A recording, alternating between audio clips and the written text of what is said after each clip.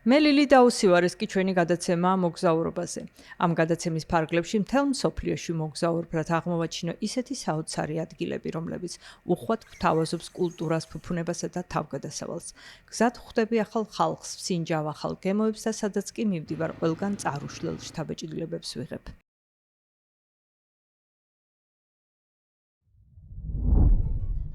დღეს შოტლანდიაში მივემგზავრები, სადაც უამრავი ისტორიული ქალაქი, საამაყო ტრადიცია და თვალწარმტაცი ბუნებაა. ქვაფენილით მოკირწყლული ქუჩებითა და ულამაზესი ხედებით ცნობილი შოტლანდია თვითმყოფადი ხასიათითაც გამოირჩევა. მოგესალმებით შოტლანდიიდან. დღევანდელ ეპიზოდში ამ ქვეყნის ბუნების სილამაზეს უკვდავ ისტორიულ მემკვიდრეობასა და რა თქმა უნდა მის მრავალფეროვან კულტურას გავეცნობი, რისი წყალობითაც შოტლანდია უამრავი შემოქმედის შთაგონების წყაროდ იქცა. ჩემი მოგზაურობა ედინბურგში იწყება, შოტლანდიის დედაქალაქში, რომელიც ცნობილია დიდებული მონუმენტებითა და შუა საუკუნოვანი ციხესიმაგრით. ალისონს უნდა შევხვდე, ადგილობრივ ისტორიის მოყვარულს, რომელმაც ეს ისტორიული ქალაქი უნდა მომატაროს. ედინბურგი ცეცხლისა და ყინულის ურთიერთქმედების შედეგად გაჩნდა. მისი ციხესიმაგრე ვულკანური წარმოშობის კლდეზე დგას, რომელიც მყინვარული ქედიცაა. ამიტომ ქალაქის რელიეფი სულ აღმართისა და დაღმართისგან შედგება. ედინბურგი პატარა, მაგრამ დიდი ქალაქია. სავსეა თვალწარმტაცი ხედებით, თუმცა მისი დათვალიერება ძალიან ადვილია. ქალაქში სასეირნოდ წავედით. მაღალი შენობებითა და შიდა ეზოებით გამორჩეული ედინბურგი რომანის გაცოცხლებულ ფურცლებს გავს. აი ასეთი შიდა ეზო სავსეა პატარა არქიტექტურული დეტალებით. მაღლა თარიღსაც ამოიკითხავთ. 1587 წერია. და ნახეთ რა, დიდრული ყვითელი ზაფრანისფერია შენობა. ამ ფერის მისაღებად რკინის ნამცეცები შეურიეს ფერს, რათა ასეთი საოცარი ოქროსფერი გამოსულიყო. სწორედ ასეთი ფერი გამოიყენეს სტერლინგის ციხესიმაგრეში მეფის დიდი დარბაზებისთვის. ეს საოცრად მყუდრო ადგილია. ედინბურგის ციხესიმაგრე ქალაქის ყველაზე მნიშვნელოვანი ღირსშესანიშნაობაა, რომლის ასაღებადაც იბრძოდნენ ინგლისისა და შოტლანდიის ჯარები. ციხესიმაგრის შიგნით საუკუნოვან თავდაცვის ნაგებობებსა და შიდა ეზოებს ვათვალიერებთ, სადაც ოდესღაც ციხესიმაგრის ბინადართა ჩვეულებრივი ცხოვრება მიედინებოდა. ეს ციხესიმაგრის გულია. დიახ, აქ თავმოყრილი იყო ცხოვრებისთვის აუცილებელი ყველა ტიპის სარეწის აამქრო, მაგალითად მჭედლობა, იარაღის ჭედვა, სურსათის წარმოება.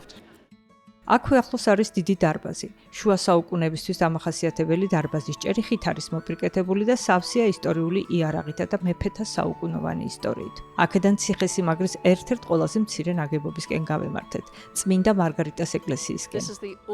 ეს ყველაზე ძველი შენობაა ედინბურგის ციხესიმაგრეში. ზოგადად ყველაზე ძველი შენობაა ედინბურგში. იგი 1100 წელს ააგო შოტლანდიის მეფე დავით პირველმა, თავისი დედის შოტლანდიის დედოფლის წმინდა მარგარიტა შოტლანდიელის ხსოვნის პატივსაცემად. ციხესიმაგრის დათვალიერების დროს აშკარაა, თუ რამდენად დიდ ისტორიას ინახავენ მისი კედლები. აქედან უფრო კარგად ჩანს, თუ რატომ უყვართ ასე ძალიან ედინბურგის ციხესიმაგრე.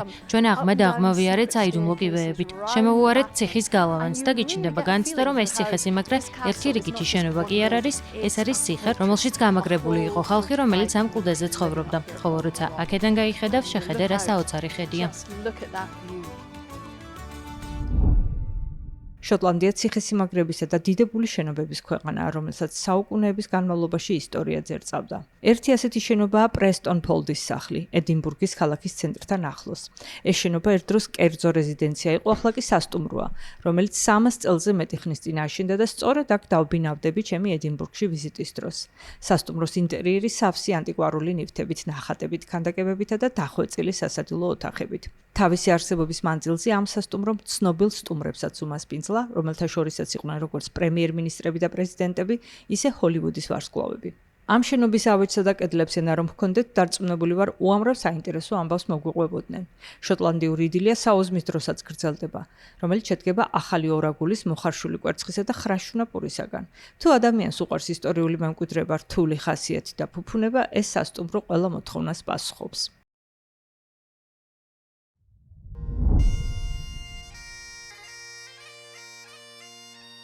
შოტლანდიის სულს ყველაზე უკეთ გუდასტვირი გადმოსცემს. ამ ინსტრუმენტს აქ მრავალი საუკუნის განმავლობაში უკრავდნენ, ხშირად ოფიციალური ცერემონიებისა და ზეიმების დროს, ანუ ბრალ დროსაც სტუმრებს ხვდებოდნენ. დღეს ლოხლევენის ციხესიმაგრეში მიღებენ ასე. გამარჯობა, მაგ. რა შესანიშნავი შეხვედრა მომიწყვეთ? კეთილი იყოს თქვენი მობრძანება. ღმერთო, ამ ინსტრუმენტზე დაკვრა რთული ჩანს. ადვილი არ არის. ჩვენს უკან ციხესიმაგრის კედლებია და მე მივხვდი თუ რატომ არის მნიშვნელოვანი ასეთი ნანგრევები შოტლანდიის ისტორიისთვის. Ამ ციხესიმაგრის ისტორია მე-13 საუკუნიდან იწყება. შოტლანდიის დედოფალი მარიამ სტიუარტი აქ 1 წელი იყო დატყვევებული, სანამ გაქცევას მოახერხებდა და ინგლისში ჩავიდოდა, სადაც მრავალი წელი გაატარა სატუსაღოში და ბოლოს თავი მოკვეთეს. მარიამ სტიუარტი ლოხლევენის ციხესიმაგრის ისტორიის ცენტრალური ფიგურაა. სანამ ციხესიმაგრეს ვათვალიერებთ, მინდა მეტი გავიგო ამ ნანგრევებისა და შოტლანდიის დედოფლის აქ გატარებული წლების შესახებ. ესე იგი, ამ შენობაში ცხოვრობდა მარიამი 1 წელი. სწორედ აქ კოშკურაში მისგან ბევრი არაფერი დარჩა, მაგრამ შეიძლება მიხვდეს სად იყო იატაკი. ამ კუნძულიდან ვერ გაიქცეოდი. მისი დაცვა ადვილი იყო, რადგან ირგვლივ წყალი არტყია და პატიმრის დასაცავად რამდენიმე მცველით საკმარისი იყო. მარიამ სტიუარტის პატიმრობა პოლიტიკურად ძალიან დაძაბულ პერიოდს დაემთხვა, როდესაც ზოგიერთი დედოფალს ქვეყნისთვის საფრთხედ მიიჩნევდა. ერთი სიტყვით, მარიამი პატიმრის პირობაზე საკმაოდ მდიდრულ პირობებში იმყოფებოდა და მოსამსახურე პერსონალიც ჰყავდა, რომელიც უვლიდა. დღესდღეობით ეს ნანგრევები მჭიდროდ უკავშირდება შოტლანდიის დედოფლის მარიამ სტიუარტის ისტორიას, როდესაც კუნძული დავტოვეთ მე და მაკმა გზა სენტ ენდრიუსისკენ გავაგრძელეთ. ამ სახელგანთქმულ ზღვისპირა ქალაქში მსოფლიოში ყველაზე ძველი გოლფის კორტებია. შოტლანდია გოლფის სამშობლოა და ჩვენ სენტ ენდრიუსში ვიმყოფებით. მართალია, ყველაზე ძველი გოლფის კორტებია მსოფლიოში. ძალიან შთამბეჭდავია. თითქოს წმინდა გრაალს ვეხები. დაახლოებით ასეა. წმინდათა წმინდა ადგილია, როგორც თქვი. მაინც რატომ არის გოლფი ასეთი მნიშვნელოვანი შოტლანდიელებისთვის? ის ჩვენი ეროვნული სპორტის ერთ-ერთი სახეობაა. ეს არის გოლფის სამშობლო. ძალიან პოპულარული სპორტია აქ და უკვე მრავალი საუკუნეა ვთამაშობთ. მას შემდეგ, რაც გავიგე თუ რა მნიშვნელოვანი ადგილი უკავია ამ კლუბს გოლფის ისტორიაში, დროა თავადაც ვცადო ბედი. მაკი საბაზისო ტექნიკას მასწავლის, არადა ყველაზე მარტივი დარტყმის სწავლასაც ძალიან ბევრი ვარჯიში სჭირდება. ძალიან სახალისოა თამაშის ასე დაწყება და რა თქმა უნდა, ვერსად ითამაშებ გოლფს იმაზე უკეთ, ვიდრე მის სამშობლოში. ედინბურგში დაბრუნების შემდეგ რაღაც შემოქმედებით გონებაზე დავდექი და ადგილობრივ სახელოსნოში წავედი, რათა საკუთარი ხელით დამემზადებინა შოტლანდიური ჩანთა. ერთ-ერთი ინსტრუქტორი მეხმარება, რომ საქმე დავიწყო. ღმერთო, ჩანთების სახელოსნო უბრალოდ სამოთხეა ჩემთვის. არაფერი ამის მსგავსი არსად არ მინახავს მთელ მსოფლიოში. აქაურობა მართლა განსაკუთრებულია. ჯერ სხვადასხვა ზომის ჩანთები დავათვალიერეთ და დეტალებს კარგად დავაკვირდით. ბევრი მათგანი ტრადიციული შოტლანდიური შალის, ჰარის ტვიდის ქსოვილით არის გაფორმებული. ყველა ულამაზესია. უბრალოდ ვერ ხვდები, როგორ უნდა არჩიოს ადამიანმა ამდენ განსხვავებულ ზომას შორის ერთი. ყოველი მათგანი საოცარია.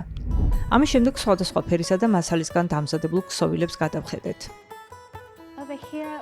აქეთ გვაქვს საშუალო ზომის შანთის სირევი, ჰარი ტვიდის საშუალო ზომის ხუფები, სახეურები, თასმები, მხარზე გადასაკიდი ღვედები, ყველაფერი რაც გამოგადგება, რომ ერთმანეთს შეუხამო.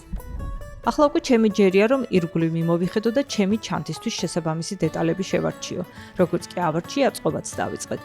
რატომ არის ქსოვილის ეს ნიმუშები ასეთი მნიშვნელოვანი შოტლანდიელი ხალხისთვის? ეს მართლაც საინტერესოა, მათი უმეტესობა შოტლანდიის სანაპიროსთან მდებარე ჰებრიდის კუნძულების ულამაზესი პეიზაჟების მიხედვით არის შექმნილი. თანაც აბსოლუტურად ყველა ქსოვილი 100%-იანი მატყლით არის დამზადებული.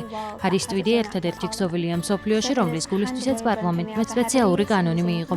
თანაც ამ ქსოვილს ხელით ქსოვენ ჰებრიდის კუნძულებზე. მის დამზადებას ელექტროენერგია არ სჭირდება და ამ ტექნიკას საუკუნეების განმავლობაში იყენებდნენ. ფაქტია, თქმა უფრო ადვილია, ვიდრე გაკეთება. გარკვეული მეთოდის ცოდნას მოითხოვს, მაგრამ თქვენ ძალიან მოხერხებული გამოდექით. ედინბურგში ჩასული ტურისტებისთვის საღამოს ასე გატარება მართლაც კარგი აზრია. შეგიძლიათ პირადად თქვენთვის დაამზადოთ ნივთი, დაეუფლოთ შოტლანდიურ ხელობას და თან ძალიან გაერთოთ. შვენიერი გამოვიდა, ძალიან ამაყი ვარ. მართლაც დიდებულია, მომილოცავს. თქვენ ოფიციალურად შეგიძლიათ თქვათ, რომ საკუთარი ხელით დაამზადეთ ჰარის ტვიდის ჩანთა. ეს ჩემი ახალი გადაცება ახლა საკუთარი ხელით ჩანთების დამზადება. სადაც არ უნდა წავიდე, ყველა ძალიან მოეწონება. ახლა უკვე მაქვს ჩემი პირადი აილენდერის ბრენდის ჩანთა.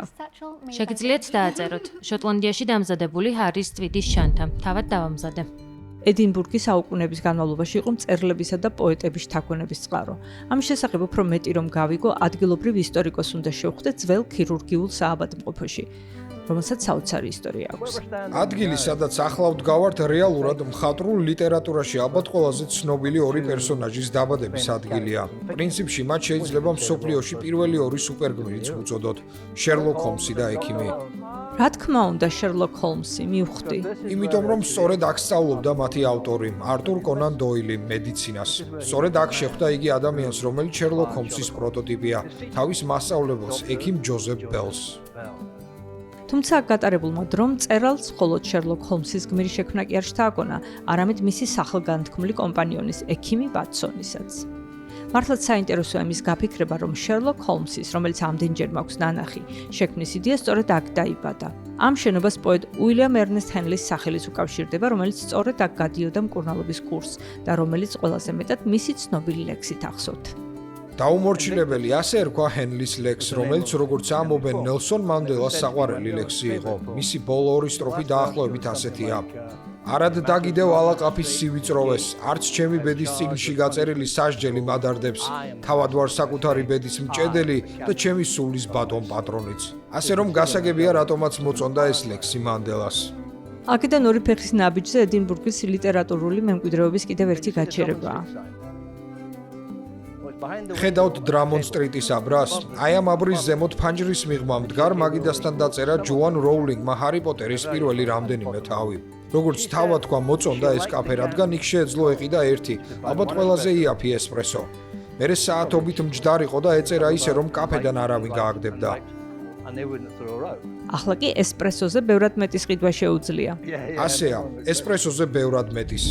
ჰარი პოტერი და Sherlock Holmes-ი მხოლოდ ორია იმ მრავალ ლიტერატურულ პერსონაჟს შორის, რომლებიც დაკავშირებული არიან ედინბურგთან, ქალაქთან, რომელიც თავსია ისტორიით, თავგადასავლებითა და მეფეთა მემკვიდრეობით. წარმოუდგენლად კარგი დრო გავატარე, როდესაც შოტლანდიის დედაქალაქს ვათვალიერებდი და შოტლანდიის ღირსშესანიშნაობებს ვეცნობოდი. შოტლანდია ნამდვილად მომხიბლა თავისი საუკუნოვანი ციხესიმაგრეებითა და ულამაზესი პეიზაჟებით და ოცნების გუნებაზე დამაყენა. თუმცა ახლა ჩემი შემდეგი თავგადასავლის დროა.